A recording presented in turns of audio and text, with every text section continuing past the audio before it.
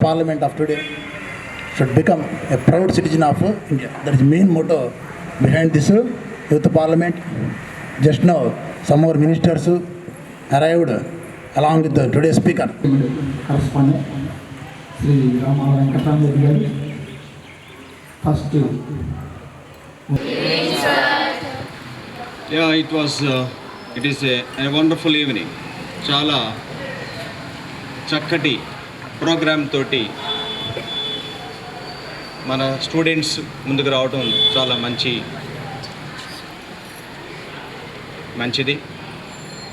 చాలా చక్కగా చాలా విషయాలను ఈ యూత్ పార్లమెంట్లో తీసుకురావడం జరిగింది. సో ఎక్సలెంట్గా పెర్ఫామ్ చేశారని నేను అనుకుంటున్నాను. కాకపోతే నేను కూడా ఎప్పుడు కూడా పార్లమెంటు సెషన్ ఎప్పుడు కూడా విజిట్ చేసింది లేదు. మన చీఫ్ గెస్ట్ అయినటువంటి శ్రీపతి ప్రకాశం గారు ఆయన చాలాసార్లు పార్లమెంట్లో కూడా ఉండటం జరిగింది. ఆయన అనుభవాలు కూడా తెలుసుకున్నాం. సరే, ముందుగా ఇప్పుడు మీరు ఎంత అయితే ధైర్యంగా, అఫ్కోర్స్ మీకు ట్రైనింగ్ ఇచ్చారు మీ ట్రైనర్ అండ్ సిద్ధలింగ గారికి మరొకసారి అభినందనలు తెలియజేస్తూ,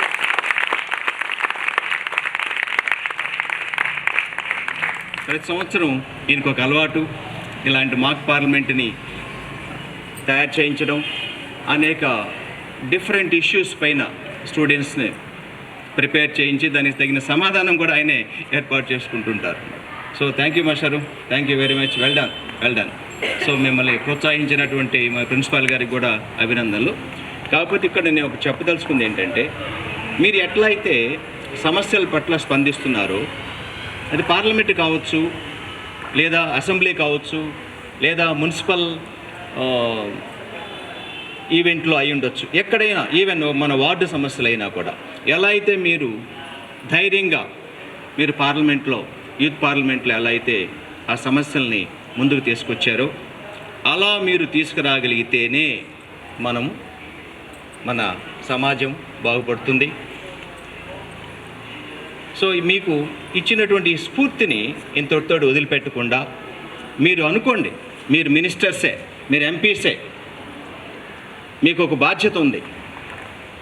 ఈ బాధ్యతలు తెలియాలని కావాలని ప్రోత్సహించడం జరిగింది మిమ్మల్ని అందరినీ.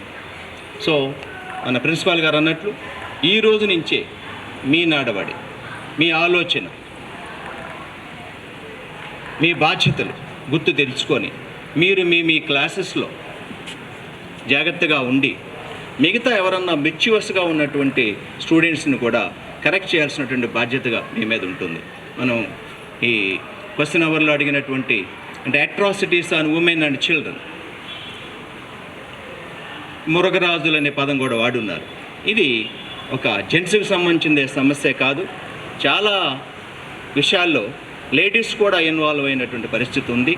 కాబట్టి ఇది అందరూ కూడా, అటు జెంట్సే కాదు, మగపిల్లలే కాదు, ఆడపిల్లైనా కూడా గమనించుకొని సమస్యలు ఎట్లా వస్తున్నాయి, దానికి కారణం ఎవరు, అలాంటివి మనం ఎలా ఎదుర్కోవాలి, వాటి పట్ల మనం అవేర్నెస్ కలిగి ఉండాలని చెప్పి తెలియజేస్తూ, ఇదే స్పిరిట్, ఇదే రకమైనటువంటి స్ఫూర్తితోటి భవిష్యత్తులో ఎక్కడైనా, మీ విలేజ్ కావచ్చు, టౌన్ కావచ్చు, మీ వార్డు కావచ్చు, ఎక్కడైనా కానీ కొన్ని చిన్న సమస్యలు ఉంటాయి.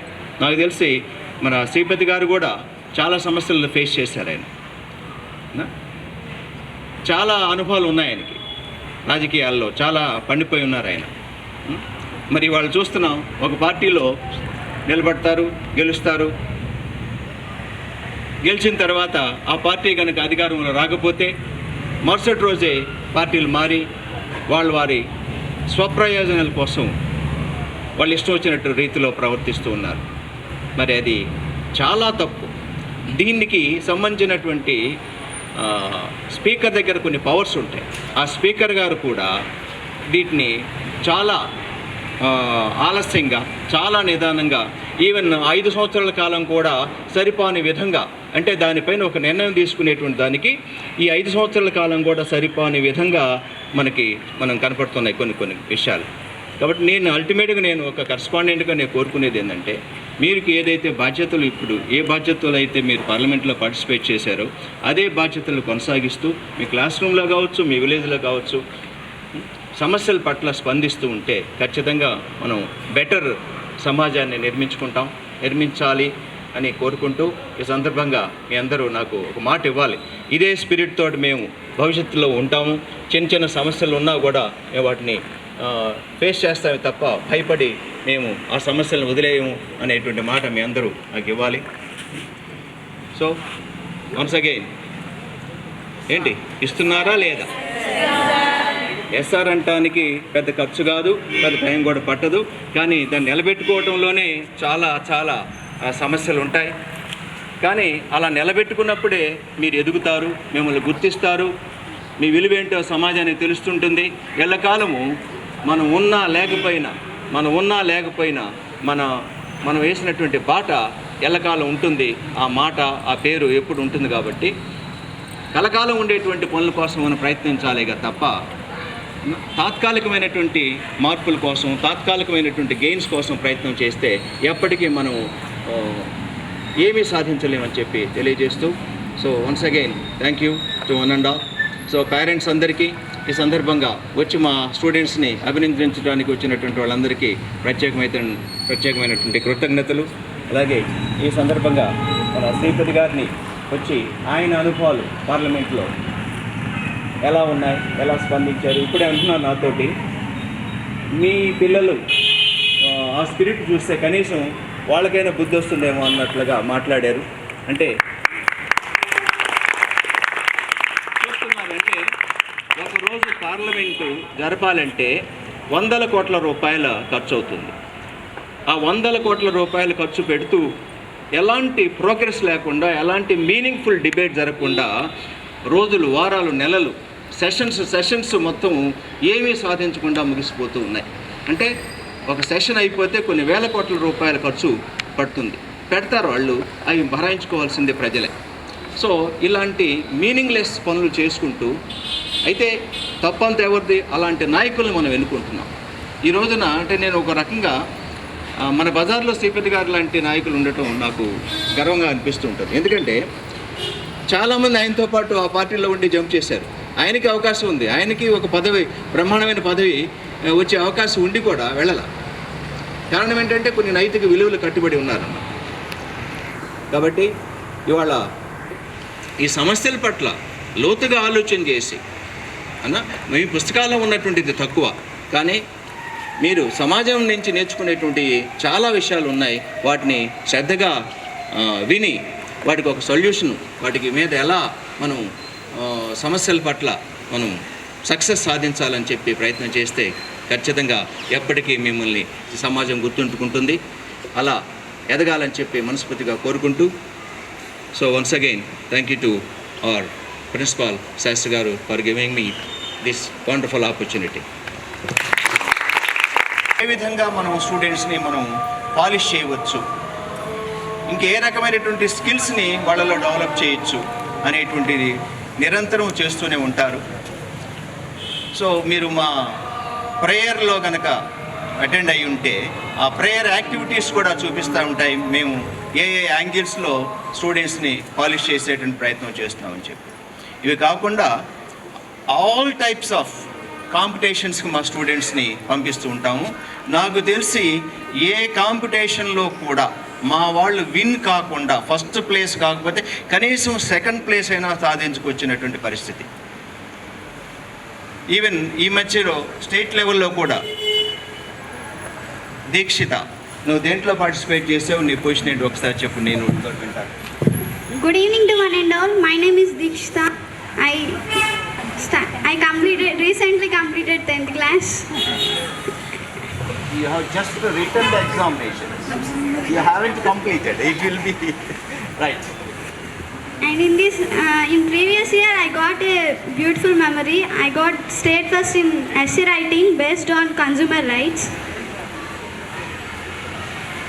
And I was thankful to all my teachers to encourage me. ఇలా డిస్ట్రిక్ట్ లెవెల్లో కూడా చాలా గిఫ్ట్స్, ప్రైజెస్, మొమెంటోస్ అందుకున్నారు. యా అదే కాంపిటీషన్లో నిమ్షి కూడా ఇలా ప్రతి కాంపిటీషన్లో మేము ఎంటర్ అయ్యామంటే ఖచ్చితంగా ఏదో ఒక గిఫ్ట్ మేము తీసుకొచ్చుకున్నటువంటి పరిస్థితి అన్నమాట. నేను ఇంకొక రూమ్ కట్టించాల్సిన పరిస్థితి, just to accommodate all the gifts that our children are getting. 2 ఛాంబర్లు నిండిపోయి ఉన్నాయి, ఇంకొక ఛాంబర్ కావాల్సిన పరిస్థితి ఉందన్నమాట. అంటే అన్ని రకాల, అంటే ప్రతి సంవత్సరం ఒక 40 to 50 మొమెంటోస్ ఇలా మా స్టూడెంట్స్ గెయిన్ చేస్తున్నారు. దీన్ని బట్టి అర్థం చేసుకోండి, అంటే కేవలం ఇదేదో నా కుటుంబము నేను బాగుపడటానికి స్టార్ట్ చేసినటువంటి ఇనిషియేషన్ కాదు ఇది. నాకేం మిగులుతుంది అనేటువంటి ఆలోచన మేము ఎప్పుడు చేయలేదు. స్టూడెంట్స్ నన్ను నమ్మి చేర్పించినటువంటి పేరెంట్స్కి న్యాయం చేయాలి, భవిష్యత్తులో వాళ్ళు మంచిగా సెటిల్ అవ్వాలి అనే దృక్పథం. ఎందుకంటే 41 సంవత్సరాల నుంచి నేను పాఠాలు చెప్తున్నాను కెమిస్ట్రీ లెక్చరర్గా. ఈ మాత్రం మీ అందరి ముందు నిలబడ్డానంటే నా చాక్ పీసులు డస్టరే నన్ను కారణం. కాబట్టి ఈ గుర్తింపునిచ్చినటువంటి సమాజానికి నా వైపు నుంచి నేనేం చేయాలనేటువంటి దాంతో ఉన్నానే తప్ప దీంట్లో నాకు ఫ్యామిలీ గడవడానికి నేను పెట్టుకున్నటువంటి స్కూల్ కాదు.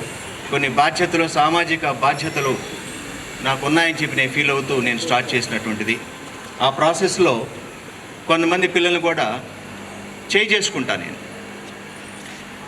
అంటే మీకు తెలుసు, ట్యాబ్లెట్లు, ఇంజెక్షన్స్ మనం తీసుకుంటుంటాం అవసరాన్ని బట్టి.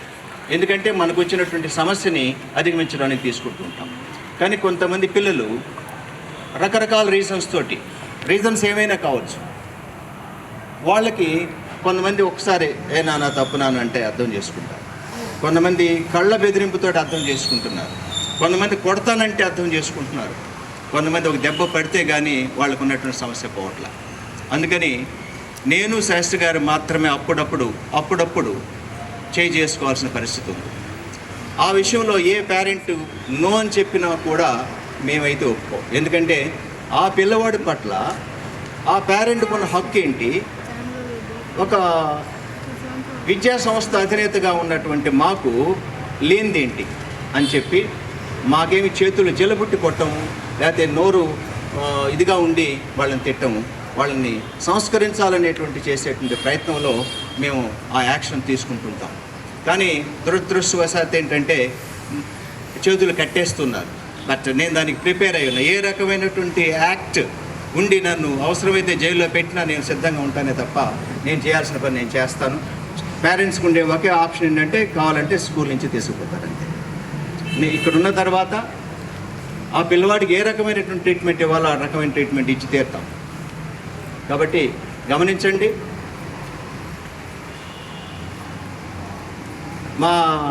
మేము చేసేటువంటి పనులకు ఎంకరేజ్మెంట్ ఇవ్వండి. ఇంకా మా టీచర్స్ ఇంకా ముందుకి ప్రోత్సాహం ఇచ్చినట్లయితే ఇంకా మంచిగా స్టూడెంట్స్ని దిద్దేటువంటి ప్రయత్నం చేస్తారు. అది వాళ్ళ జీవితాలని బాగు చేస్తాయి. కానీ రాను ఇంత చెప్తున్నా కూడా ఒక్కోసారి బాధేస్తుంది ప్రకాశం గారు. ఎందుకంటే ఏదైనా ఒక పిల్లవాడు పడతాడు, మీరే తోసారనే పరిస్థితికి పేరెంట్స్ వచ్చారు. దాని మీద దాడి చేద్దాం. నేను ఈ మధ్య ఒక పాప ఫిట్స్ వచ్చినాయి. వెంటనే వాళ్ళ పేరెంట్స్ కాల్ చేసాం. దగ్గరలో ఆర్ఎంపీ డాక్టర్ చూపించమని చాలా లైట్గా తీసుకొని చెప్పారు. మేము ట్రై చేసాం, దగ్గరలో ఎవరు లేరు. వెంటనే ఒక మంచి హాస్పిటల్కి తీసుకుపోయాం. వాళ్ళు కాల్ చేసాము, పేరెంట్స్ వచ్చారు. వచ్చే లోపల ట్రీట్మెంట్ చేయాల్సిన పరిస్థితి. తర్వాత ఆ పేరెంట్ ఏమంటారంటే, మీ టీచర్స్ కోప్పడినందువల్ల ఫిట్స్ వచ్చినాయి. నా డాక్టర్స్ ఫ్రెండ్స్, మేము ఎప్పుడు ఏమి చదువుకోలేదండి ఇలాంటిది. అంటే ఒక టీచర్ కోప్పడినందువల్ల ఫిట్స్ వస్తాయని చెప్పి మా మెడికల్ దీంట్లో ఎక్కడా లేదు. అసలు ఇంతవరకు ఆ ఫిట్స్కి కారణం ఇది అని చెప్పినటువంటి పరిస్థితి కూడా లేదు. కానీ ఆయన ప్రిన్సిపాల్ గారితో బెదిరిస్తున్నట్టు మాట్లాడి, నేను మా ఊరి నుంచి 100 మందిని వేసుకొని వస్తాను, ఏం చేయడానికి 100 మందిని వేసుకొస్తాను, ఇలాంటి మాటలు విన్నప్పుడు చాలా బాధేస్తున్నారు. నువ్వు ఒక పాపకి నువ్వు పేరెంట్వి, నా దగ్గర 1500 మంది పేరెంట్స్ ఉన్నారు. నువ్వు 100 మందిని తీసుకొస్తే నేను ఎంతమందిని తీసుకురావాలని ఎంతసేపు అండి నాకు? మాటకు మాట సమాధానం కాదు కదా. సో అతను ఏదో మూడ్లో ఉన్నాడు, పాపకి ఏదో బాధ ఉంది. ఎంత బాధ ఉంటే మాత్రం మీ పిల్లల భవిష్యత్తు కోసం మేము శ్రమిస్తూ ఉంటే ఎంకరేజ్ చేయటం అనేసి దాడి చేసేటువంటి ప్రయత్నాలు, మాటలు ఉంటుంటే బాధేస్తుంది కదా. అసలు టీచర్స్ భయపడిపోతున్నారు సార్, కోప్పడాలన్నా భయపడుతున్నారు. మరి వాళ్ళ పిల్లలు ఎంత నాటీగా ఉన్నారో పేరెంట్స్కి స్వయంగా తెలుసు. అంత నాటీగా ఉన్నటువంటి పేరెంట్ని, ఆ పిల్లల్ని మార్నింగ్ నుంచి ఈవినింగ్ వరకు చూసి ఏ రకమైన ఇబ్బంది లేకుండా చదువు చెప్పి మళ్ళీ బస్సుల్లో డ్రాప్ చేసి పోతూ ఉంటే ఎంత కృతజ్ఞతతోటి పేరెంట్స్ ఉండాలండి.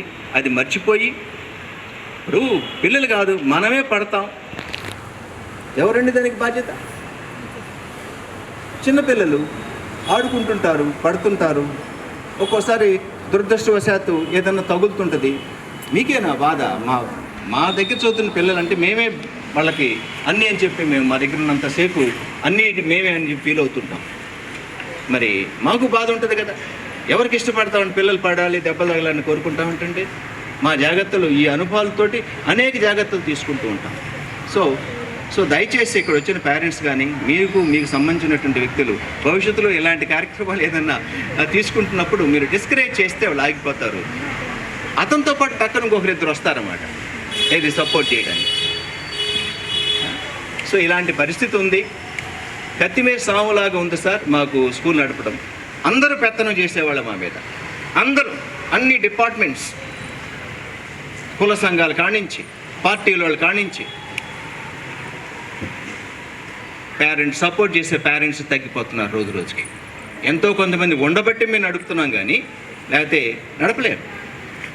స్కూల్స్ కూడా కొత్తగా ఎవరు పెట్టరు సార్, తెలియక వచ్చి దిగబడిపోవటం తప్ప, లేదా ఆల్రెడీ ఉన్నాం ఇక మనకి ఇంకో వృత్తి తెలియదని చెప్పి ఆలోచన చేసి ఏదో కంటిన్యూ చేసుకోవటమే తప్ప. ఇప్పుడున్నటువంటి అంటే మేము 42 ఏళ్ళ నుంచి చెప్తూ ఉంటుంటే రకరకాల స్థాయిలో ఉన్నటువంటి పేరెంట్స్ని ఫేస్ చేసుకొని ఇప్పటికీ హైదరాబాద్ అపోలో హాస్పిటల్కి వెళ్తే నన్ను నిమిషం కూడా కూర్చోబెట్టుకుని ఏదన్నా నేను కానీ నా తరఫున వెళ్ళిన వాళ్ళు కూడా తీసి చూపించి డాక్టర్లు నా కారు డోర్ తీసి ఎక్కించినటువంటి పరిస్థితులు ఉన్నాయి సార్. అలాంటి పరిస్థితి చూసి ఇలా 100 మందిని వేసుకొని వస్తానన్నటువంటి మాటలు విన్నటువంటి పేరెంట్స్ చూస్తుంటే మళ్ళీ అనిపిస్తుంది, వెంకటరామరెడ్డి నువ్వేంట్రా తిక్కలుగా ఆలోచిస్తున్నావు, ఒక పేరెంట్ బెదిరిస్తే బెదిరిపోతావా ఏంటి? ఎస్, ఫేస్ చేద్దాం రా, ఆయన 100 మంది అయితే అవసరమైతే నువ్వు 1000 మందిని దించలేవా నువ్వు అని మళ్ళా నన్ను నేను సముదాయించుకొని ఈ నడుపుతున్నానే తప్ప మామూలు వాళ్ళు చేయలేరు సార్. సో దయచేసి ఏమనుకోవద్దు ఇలాంటి విషయాలు మీతో షేర్ చేసుకున్నందుకు. ఎందుకంటే తరచుగా ఇలాంటి అవకాశాలు రావు. మా పిల్లలు కూడా వినాలి, దాన్ని తగ్గట్టుగా మీ ప్రవర్తన ఉండాలని చెప్పి కోరుకుంటూ మరొకసారి అందరికీ ధన్యవాదాలు తెలియజేస్తూ సార్ ప్లీజ్.